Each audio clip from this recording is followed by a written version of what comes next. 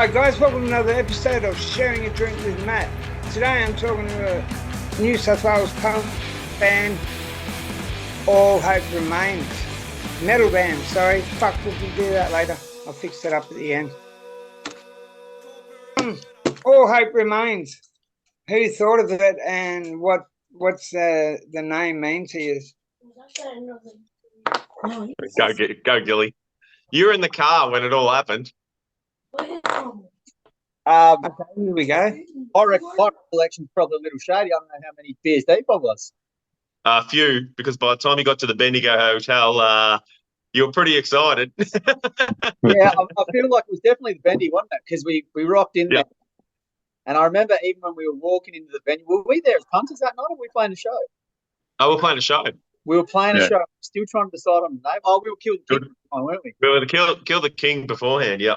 Roger, yeah. So, yeah, we started as Kill the King. That was somewhere around the 7 year ago, was it? Early 2018. Yeah.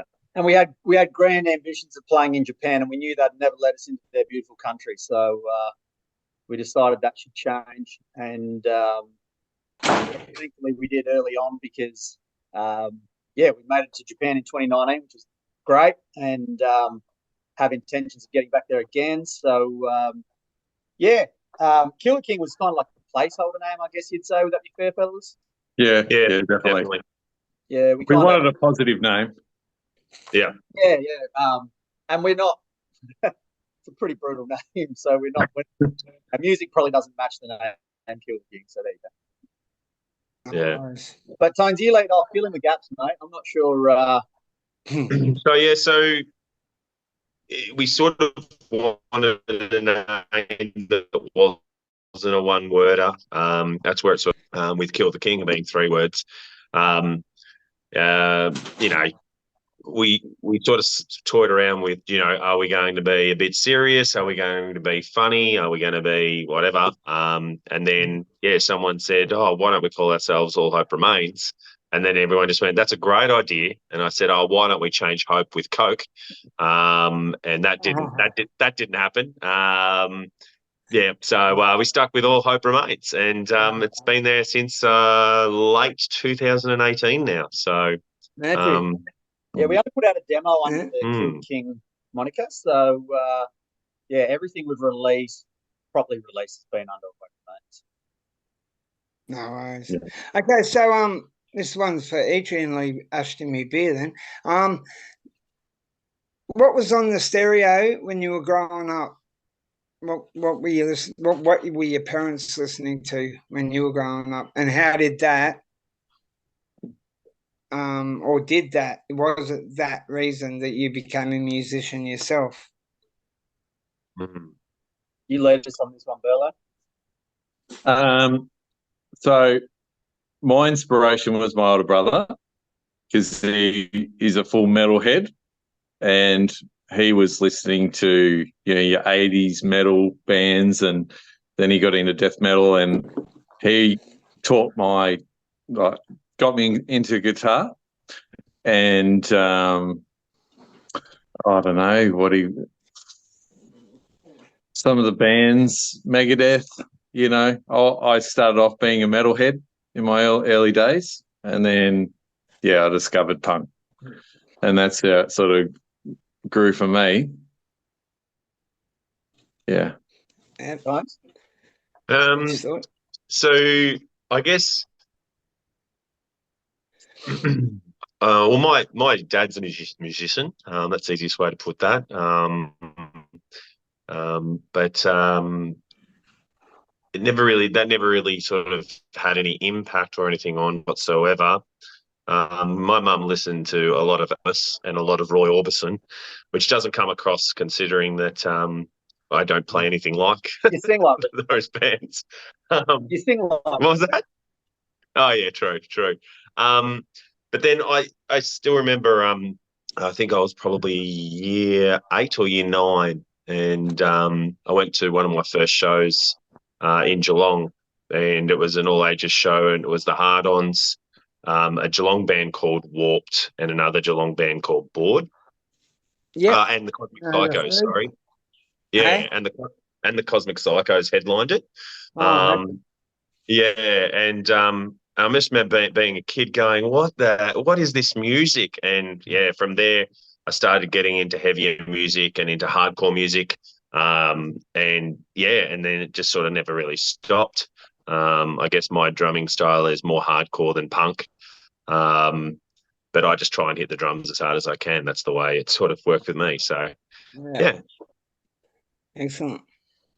Nice. Yeah, for me, addressing the side of things when you said parents, what they're listening to and stuff like that. I remember, I reckon it was Mother's Day 1988. We bought my mum John Farnham Whispering Jack album on vinyl. Everyone had that, didn't they? And you can still get it everywhere in every bloody flea market around Australia to this day. It's sold that many bloody records. But we bought that And it's for been remastered that many times. Sorry? Yeah. It's been remastered that many times as well. Like, yeah. We bought it that, and I reckon I listened to that more than Mum did. I've fond memories of being hunched up in the corner of the room with my headphones on, spinning that record many times, which was great. That's one of my earlier musical memories. I wasn't super, I wasn't hands-on musical until probably like 15, 16. Before that, I used to, tape cassettes off the radio, the top 40 stuff and all that. And I had a pretty diverse palette, which was cool, and I still do to this day. But yeah, for me, in terms of like very much aligning with the punk rock community, would have been 90, I think it was 99 or 98. I went to my first Vans Warped Tour, and I was a pretty impressionable kid, and who played? It was like Suicidal Tendencies. yeah, that was great. Yeah, that one. I went to the Byron Bay and the Gold Coast one. Yeah, I went to Adelaide Uni, and I didn't know if my parents would even let me go. I was going up with my mate, and we were staying at his. We caught the bus up, stayed at his sister's house, and yeah, I was just in all that whole day. The skating, the motocross, the bands, like that. Just loved the whole vibe of it all, and just that's where all my money went from then on. Buying records of, sort of friends with Ron played that year. I remember buying Dick Sandwich that weekend after seeing him, and yeah, lots of fond memories that sort of stem from there. Cool. All right, so I asked you, if I asked you to press play on your phone on your music, what would I be listening to? Little self-indulgent, but we've got the masters back to our newest record, so I can safely say that's what's going to be on if I push play now. We've been critiquing that and really pulling apart what our engineer's been doing, and he's done a fantastic job. But what about you fellas? Same. It'd be the same. But other music, Judo Chop from Melbourne. Yeah. Strung Out. Been listening to Gaslight Anthem a lot too, just different stuff, and yeah, but mostly our disc. Yeah. I think that's pretty much all I've been listening to is our new album. I fell asleep last night actually listening to it. I was a bit under the weather. Well, not under the weather. Probably had just chipped a few in, and my wife actually woke me up at like 2:00 in the morning and said, "What the hell are you doing?" I was asleep on the couch. So yeah. Prior to the other day getting the masters back, I've been listening to a lot of Much the Same, and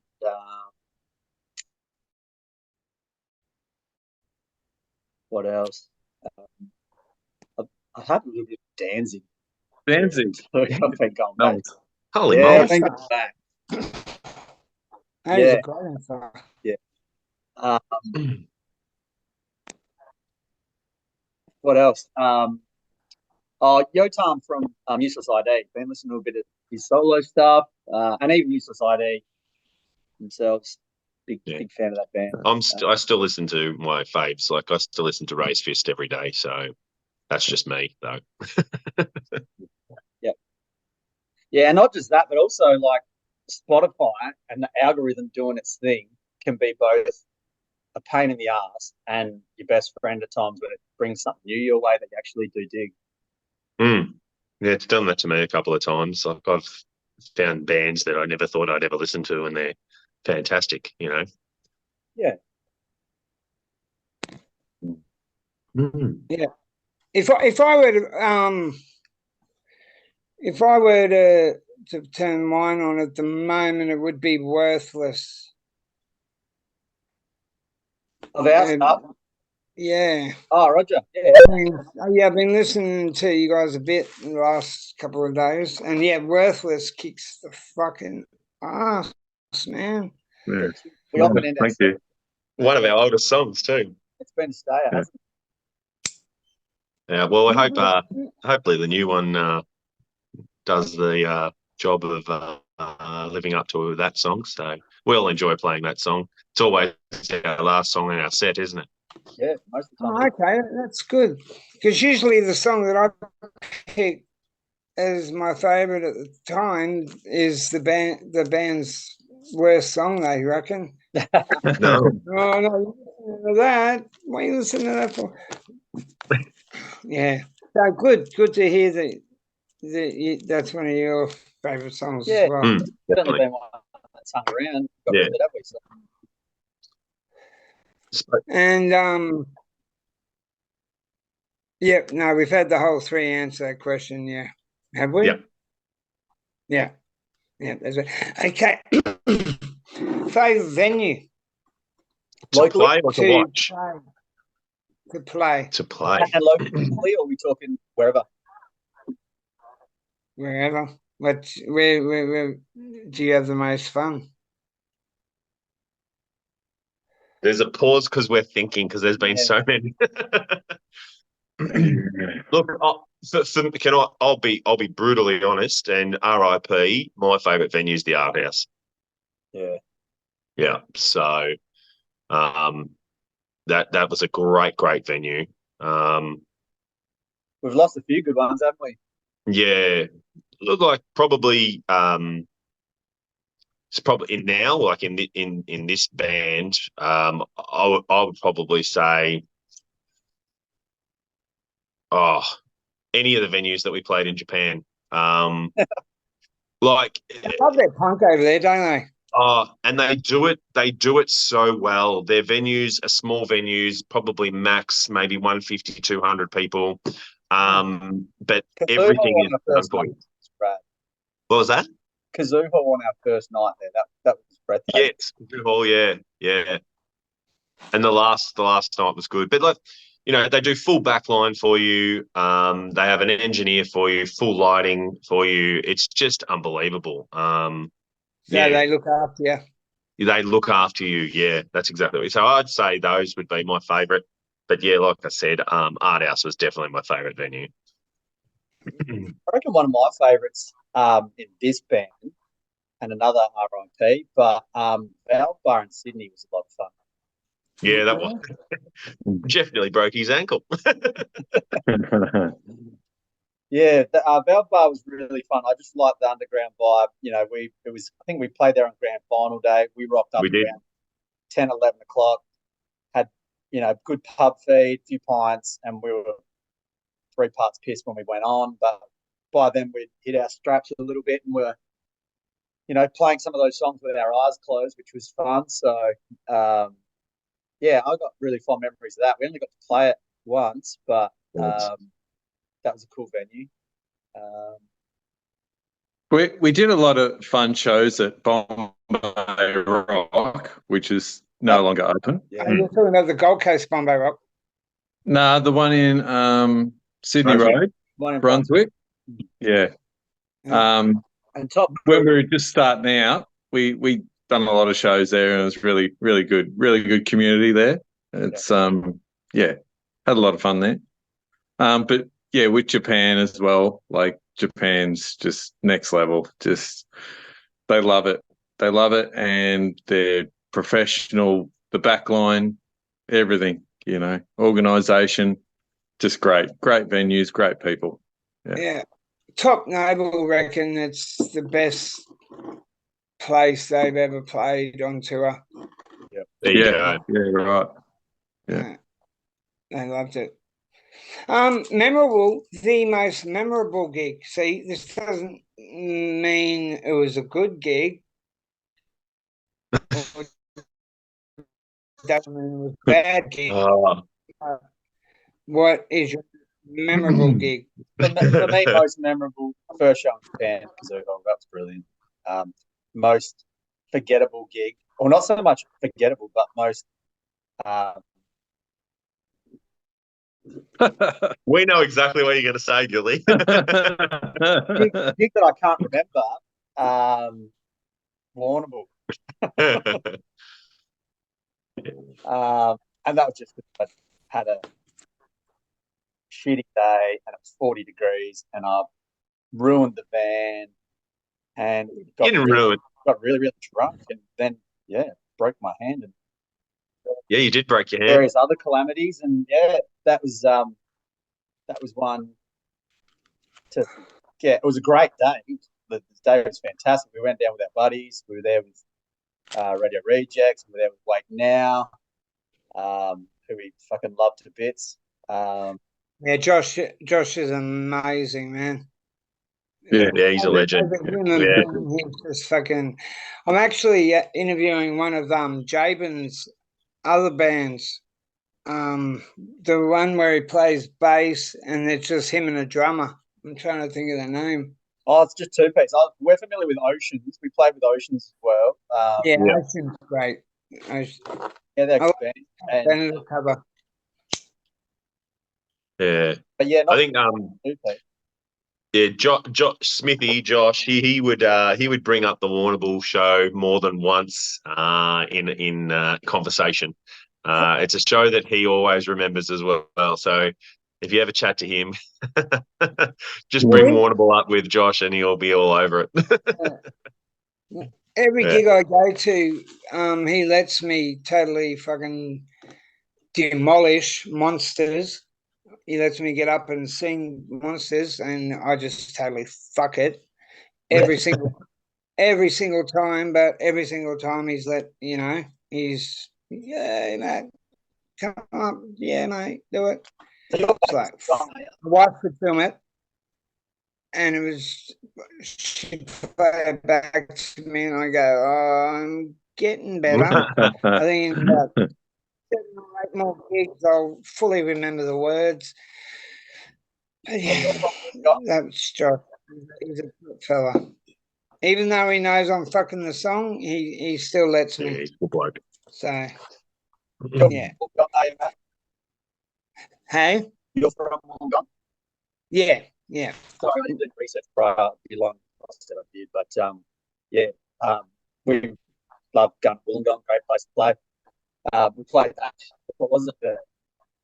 The Survey? Yeah. Was it? Yeah. Survey. Yeah. Cool. Good venue, the Survey. You can't get a babysitter. Fuck yeah. Yeah. Yeah. And then you get one. You just chain them up out the front. That's it. Yeah. I guess, Burlo, would your favourite gig be the last show in Japan? Definitely. It was my birthday. It was your birthday?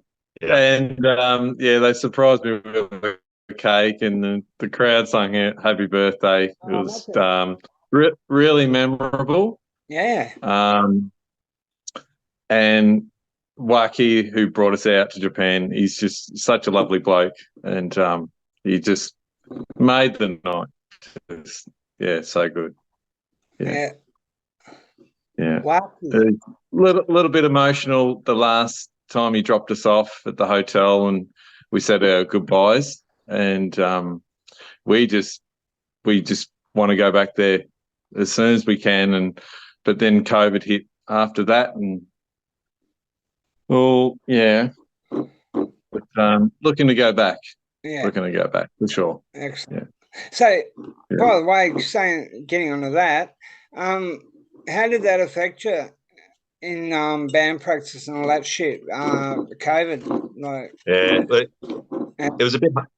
Yeah, so I Massive. live in Werribee, which is just outside of Melbourne, and both these boys live down Geelong way. So when COVID hit, we had a thing up here here in Victoria called the Ring of Steel, which means that I wasn't allowed within 5Ks and I wasn't allowed into regional areas, so I couldn't come down to Geelong. yeah, So Devon is a good fella. yeah, jamming really couldn't happen. We worked on, I guess, songs and singles and the album A Silent War, which was literally recorded completely separate from each other because we were in COVID. So, Well, you got yeah. how many days were you locked down for? 200 I or something? Yeah, so I think I calculated it to be just on 140 something Oh, okay. entire days that we were locked For a in. long time. Yeah. I mean, we had there was the whole 5K rule. We weren't allowed 5Ks from your home. Um, it was just crazy. It was just, by 9 o'clock you weren't allowed outside your home. Yeah. Yeah, That's what happened when your premier yeah. used to be fucking the health department. Yeah, I still think it was wrong. What he did was fucking wrong. Yeah, Yeah, we had I had a some good bad things friend of happen. mine that couldn't So, even but yeah, but go to yeah, well, his funeral because of no, that. it sucks. On the positive side, it got us writing heaps, and we had more songs that we could poke a stick at through COVID just by sending to each other, and then and then we've sort of come out of it, and we've got this new album coming, and hopefully we do some launch tours. That'll be great. Head back over to Japan, and and see how we go. Yep. And when are you expecting to go over to Japan? It's like, are you touring on an album release or just touring? Yeah, we don't know when it's going to release. Like we've just got the mix back a couple of days ago, and that's all we've sort of been listening to. But look, if all goes well, an April release would probably be about right. And then we'd do sort of your Victorian shows to launch it, and then we'd probably head up to Sydney and go across to Adelaide. Yeah. And then I think Japan will be around October, I think. The last time we went in 2019, we went in November, a tiny bit cold, but it was okay. I think if we go in October, it's sort of the end of autumn, so it'd be really good to go there then. So, but well, it's up to Wacky, I guess, the touring guy or the booking guy. I don't know, whatever he is. Promoter. Tour booking guy. Yeah. Yeah. So, yep. Yeah, but that's it. It's been fun. It's been really good. What are you doing now? You on a hiatus at the moment because of the album, working on the album, or are you still playing gigs? Yeah, we're on a bit of a hiatus because Christmas. Yeah. And we've sort of been on a hiatus for the last probably 8 months. 8 months ago, I had a baby. I didn't have the baby. My wife had the baby. Yeah. And we sort of slowed down heaps because of that, because, as all parents want to do, they just wanted to spend time with their children when they're first born. Yeah. So that's what we did. We sort of stopped. And then we played a few shows over the last, say, month or so. And then I don't think we have a show for the rest of this year, but we've got a couple of shows coming up early in the year, which would be really good. And then the album should drop. We've really been focused on the album. It's taken a long time from, I guess, the concept of us going, yep, let's put out another album, through to where it is right now, it's been more than a 12-month process. Way more. I mean, the first song, one of the songs was done over 18 months ago, so it's been a really long process, but, I mean, we had a chat this morning, the three of us, and talked about the album, and personally, I'm extremely proud of it, and I think the other boys are as well. I think the songs are great. I think the mix is great. We just need someone to give us $1 billion and and tour us around the world. Never going to happen, but you just never know. So. You do. You never know. All right. So if I gave you all one by one, if I gave you the opportunity to do a 5-band, well, let's make it 6. Let's make it 6. To put on a 6-band gig or festival, if you want to call it. Yep. And I'm talking about alive, dead. Still going, retired. We can choose any band whatsoever. Mate, it's the Carpenters, if you're happy with them. All right, 6-band bill, any band in the world. Okay. I'll let you guys go. Yeah.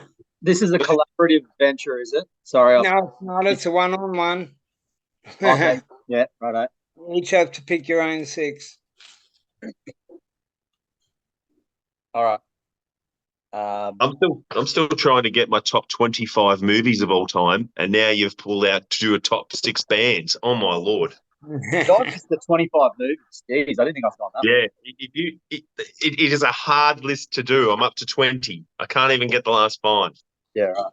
If I was to throw the first 3, the first few that spring to mind, me, Bad Religion, Propaganda. I'm going to go far out with one of them, Nirvana, maybe. I'll come back to you on the other 3. Over to you, Bella. All right. Probably first and foremost, No Use for a Name. Oh, yeah. Sorry. Yeah. And a lot of bands from the 90s era that there's some, there's like You're Strung Out, No Use for a Name, that Fat Record sound, a lot of bands, but I'd have to put Nirvana in there. Nirvana,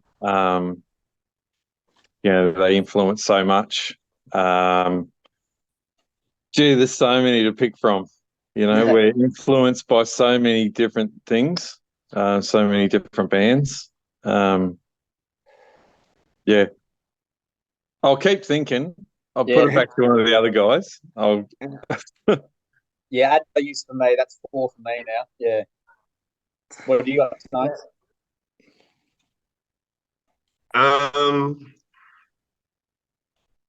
It's probably the hardest question I've been asked.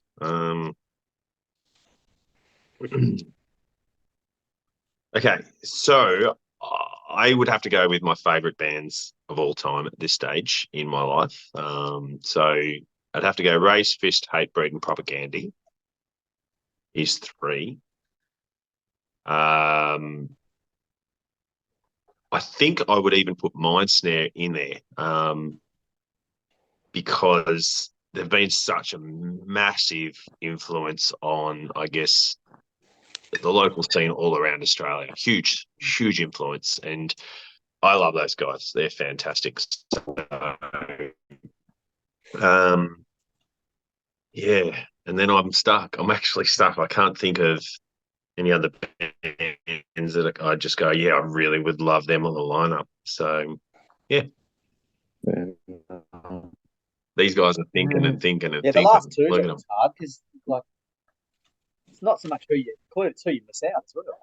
Wouldn't and I think about this with every time I ask people this question. Wouldn't you put yourself on the bill? Well played. Yeah, I want to play within bands. So yeah, Oh, well, there you go. There you go. I need one. I need one more. You would, but you'd put yourself on. You'd want to play with those guys. Yeah. Sure. yeah, probably my sixth one. I'd go old just because it'd be like, fuck, She is you quite can nearly say talented. Beatles or someone like that, just because. Yeah. Beatles would be rad. Yeah. Actually, you know what? You know what? My six, because now I'm at five because we're playing the bill. I'd put Elvis Presley. Yep. Could you imagine that? Yeah. And then you could go eat a hamburger with him later. Like, how good would that be? Yeah. Yeah, it would be fucking excellent to see him live too, man. Oh. And being on the same bill with him, you know what I mean? Yeah. Play with Elvis Presley. And you'd have to do it in Vegas. It has to be in Vegas, just so you know, because then it'll be ultimate. That's where he lived in the end anyway, wouldn't it? Yes, They yes. wouldn't let him leave. Mm-hmm. Yeah. I've never ever. You know, did you watch the Elvis movie? Yeah, man. Yes. Yeah, I've seen. Yeah. I saw the Elvis movie years ago when Kurt Russell played him. Like I think it was early 80s maybe or something.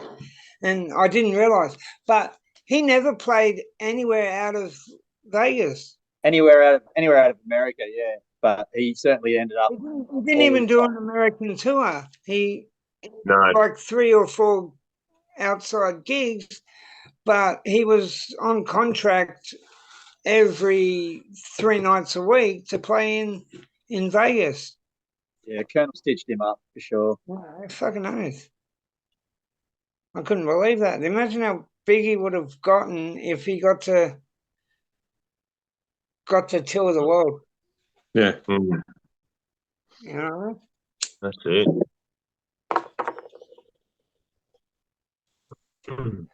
So what were you giving any advice? Like I can't assume who you've played with, but have you ever been given good advice from another band that you've played with when, you know, as young kids playing? I think. Yeah. Like this is obviously it's not your first rodeo. No, it's not. I think, like, I always look back, and I'm a person that loves looking back at the past and what I've done and achieved in my other bands. But I think I didn't appreciate it back then. Like, because I was young and it was just like, yeah, I'm playing in a band and I'm touring Australia and I'm playing with all these rad bands and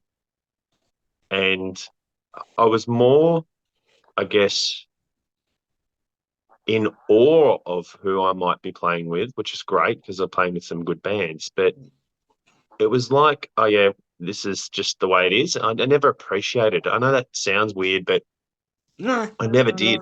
But I appreciate it now. Like now looking back, I'm like, holy moly, like I've played with some amazing bands. But did they ever give advice? Some were too cool for school. You know what I mean? Yeah. Actually, you know what? There was a bit of advice from a drummer from one of the bands, and that band was No Grace. Now, they're a local Melbourne hardcore band. They're not around. Well, they are. They did a show not long ago. But the drummer from there said to me one day, hey, you need to do double hi-hats. And I never did. I was all single hi-hat. And when I'm playing a fast punk beat. And so he's given me that advice, and then I went home and practiced, and now I'm all double hi-hats. And so I'm playing like 16ths on, if any drummers watch this later, to do the punk beat. So I haven't become a lazy drummer in that way, that I make sure that I'm always doing 16ths on the hi-hat. So that was advice he gave me, and I've never looked back. And that was probably, pretty cool. So, yeah. Yeah, definitely. I'll shut up now, so these guys can actually have a. I can't think of anything that springs to mind of advice that I've received. at all, really. I don't think. What about you, Burlo? Probably, just a lot of advice, but in terms of guitar sound live, you've always got to go Valve. That's probably a thing I learned playing with other bands. Valve amps, you always get a great tone, and that influenced me. Now, like using rack gear, I've got Valve for everything. Most people use it anyway, but when I first started, I think I had like a Line 6 amp, like a Line 6 head, and it was never quite right. And you get that knowledge that, it's just got to be Valve. So that's it for me. Yeah. Yeah, definitely. So have you got any advice to give to younger boys and girls getting into the scene at the moment? Have you got anything you could sit down and say, hey?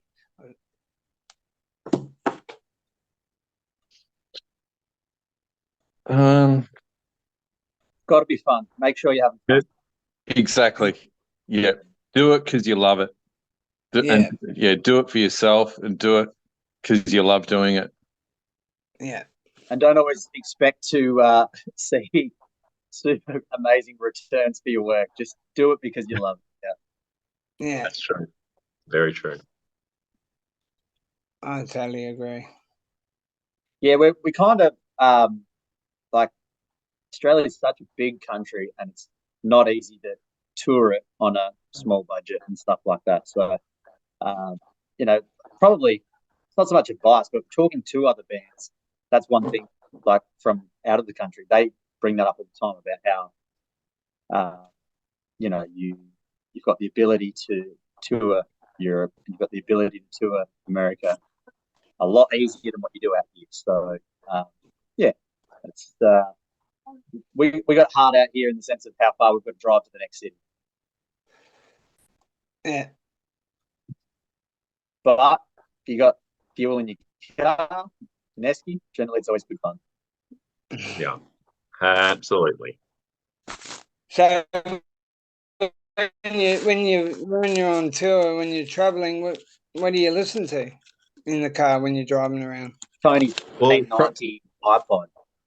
Yeah, that's it. Yeah, I've still have an iPod in my car, which I know it's probably showing that I probably need to upgrade. But I've got, I don't know, on your iPod you can put 5,000 songs. So I've got 5,000 songs, and it's got everything from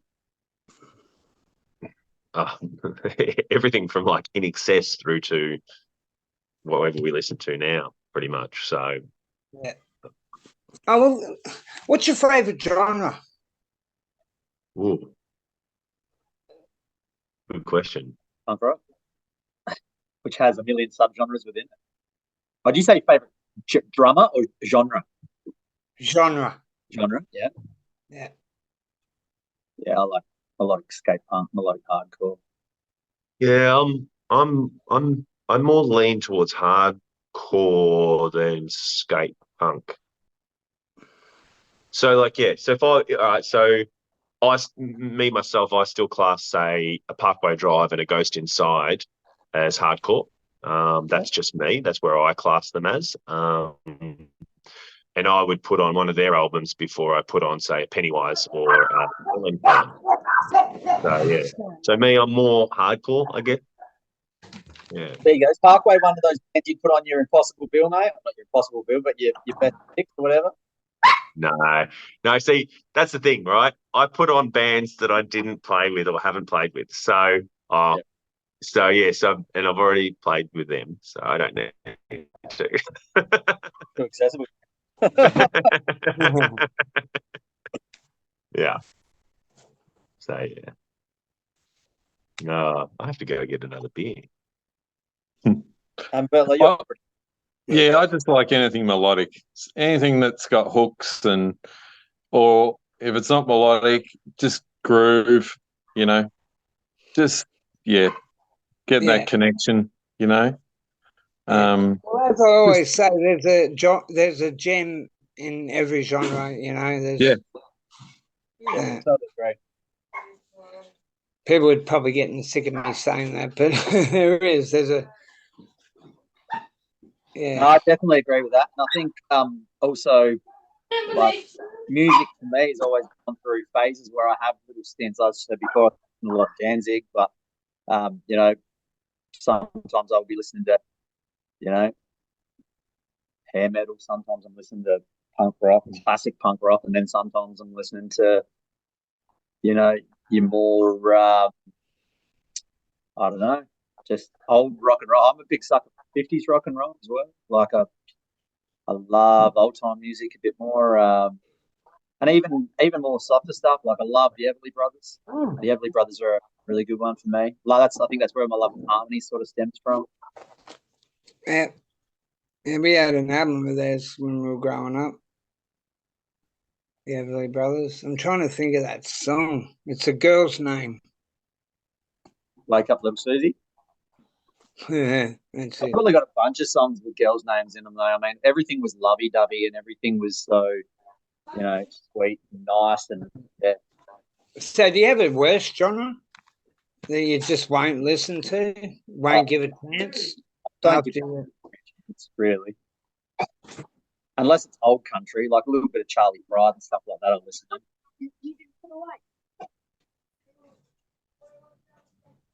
Me, I don't know.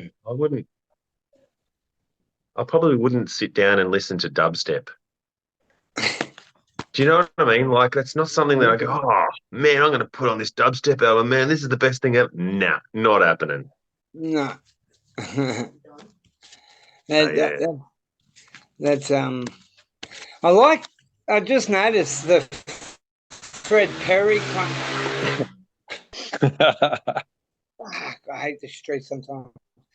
The Fred Perry behind you, that looks like a Fred Perry design. Is that done on purpose? Back when the All Hope Remains poster behind him. Well, this is actually an older logo.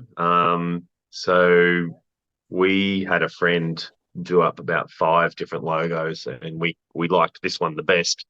The logo's now changed. It doesn't have the leaves and the circle anymore. It's just the All Hope Remains with the 2 lines and the 3 stars. And the other 3 stars, there you go. That's better, isn't it? Are they leaves? I thought they were teeth. No, leaves. Oh, yeah. Baby footprints. No. Yeah, that too, yeah. Kangaroo, like jumping. Yeah. Have you got kids? What was that? Have you got children? Yeah, man. Did you not hear them a minute ago? The little turds, they were bloody loud. Do you let them listen to your music? Have you got a problem with that? No, they can listen for sure. No, they probably through the recording process, they're in and out of the room all the time, and I'm bloody loud, especially when I'm doing my vocals and stuff like that. And you know, they can come in if they're going to shut up and observe rather than, you know, make their way off the tape. But just on kids. Wait a sec, please. Sorry, Chase. Where are you going? Right. And say what's in the bag? He's not going to Bomaderry.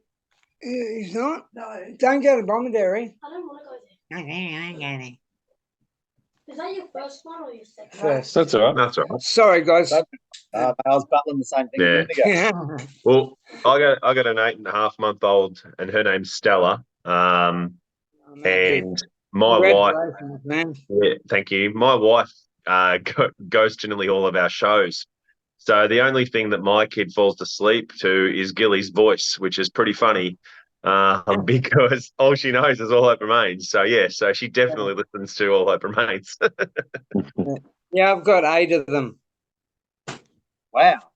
Yeah, three at home, 5 out there living their lives, adults. Yeah. I've got Nice.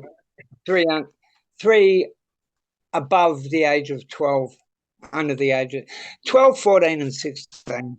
Nice. Any musicians at the moment? Hey, Any musicians amongst them? I think my son's gonna kick ass with the didgeridoo.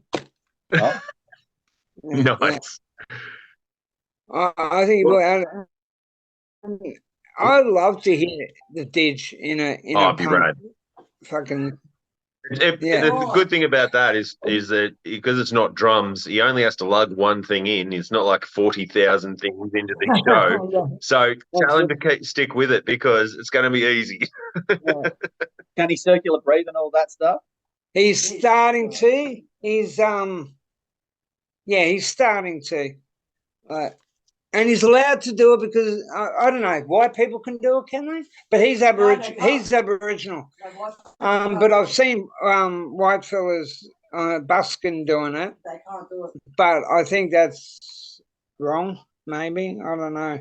I don't know. I know females can't use the didgeridoo. If they play the didgeridoo, then it makes them become infertile. Really? Yeah. Yeah, So that's crazy. it's a thing that they've got their own kind of didgeridoo. They've got their own didgeridoo, I guess. I don't know. Yeah. They've got their own instrument but yeah, they're not allowed to touch the didgeridoo. Yeah, wow. Have you been to a None for One show up there? None for One. Oh, Yeah. definitely. Yeah. James is a fucking brilliant man. Yeah. That guy is so passionate with his music. Not just him, the other guy. What's his name? We played with them the other week down here. Unfortunately, the Didge didn't make the trip down, but yeah, great band, great people. Yeah, they are great people. Very great people. On that bill, was that with Radio Rejects and Nah, so we played with Rejects the weekend before. yeah. And then with None for One the next weekend. Yeah. The Reject show down in Hamilton, we made a little trip down there with them. That was fun to get on the road and get rowdy again. And again, Burlo's birthday, so Yeah, you seem to be having a lot of birthdays. Yeah. Yeah, mine's in December as well. So it's always a festive thing anyway. So it's like, fuck, it's my birthday. Okay, you got to talk. We're running out of time. We need what? Oh God, how do you? If you had to write an essay on All Hope Remains, 500 words or less, what would you say about it? All Hope Remains? What are you doing? What's in the future? What are you guys all about? Go Gilly. There's no set template, but for me, I guess I can only speak for myself.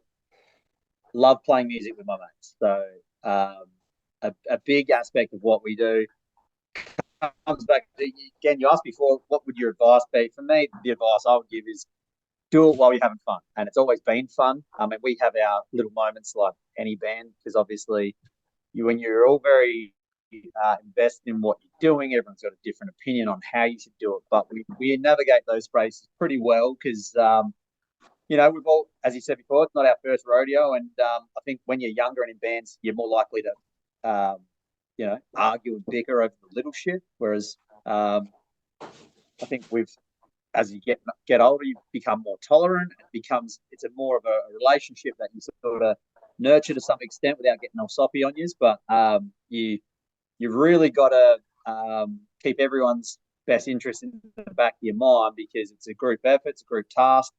And I think once you sort of approach it from that perspective and everyone is valued, has got a voice, having a good time, it becomes so easy. Like it's just something that you just do. And I can't imagine doing anything else. So that's just me, but over to you, Mike. Well said, Gilly. Definitely, it's got to be fun, and you have challenges and you overcome, and you just look forward to the future. What can happen? What what's next year going to bring? That's what I'm excited about. Yeah. Next year's going to bring about 4 more albums, and yeah, so we're not stopping. That's for sure. Well, I don't want to stop. I love playing and making music with these boys. It's I'm here until I die. So yeah. Excellent. So I'm not sure we got 500 questions, but it's something that constitutes an answer, hopefully. yeah. If you were a critic, what would you? And you went to one of your gigs. We are critics.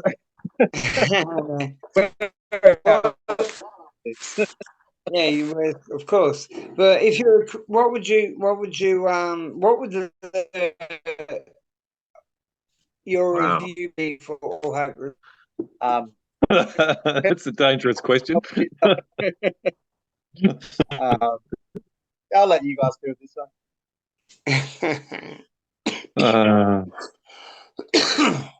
Damn, that harmony was off.